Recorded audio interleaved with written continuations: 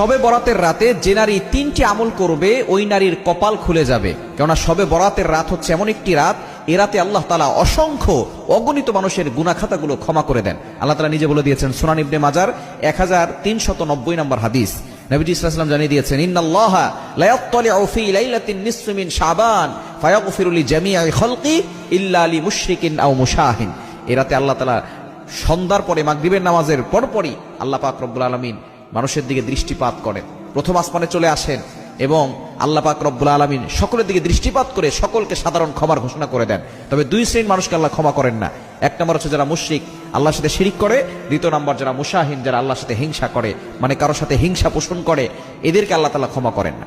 এজন্য এই দুইটি কোয়ালিটি থেকে আমাদেরকে দূরে সরে আসতে হবে এবং নারীরা, মা বোনরা 3টা কাজ করবে। এক নম্বর হচ্ছে আপনি আপনার প্রয়োজনীয় নামাজগুলো পড়বেন। প্রয়োজনীয় যে জিনিসগুলো আছে, সালাতুল হাজত, আপনি 2 রাকাত নামাজ পড়তে পারেন। আপনি নফল নামাজ বেশি বেশি পড়বেন, পাশাপাশি 2 রাকাত সালাতুল হাজতের নামাজ পড়বেন, যে আল্লাহ আমার এটা প্রয়োজন, আল্লাহ আমার এইটা প্রয়োজন। কারণ আল্লাহ তাআলার কাছে চাইলে আল্লাহ তাআলা সবকিছু দেন। প্রতিদিন কিন্তু আল্লাহ তাআলা শেষ রাতের শেষ অংশে প্রথম আসমানে এসে বান্দাদেরকে ডাকতে থাকেন এবং এই রাতে, শবে বরাতের রাতে আল্লাহ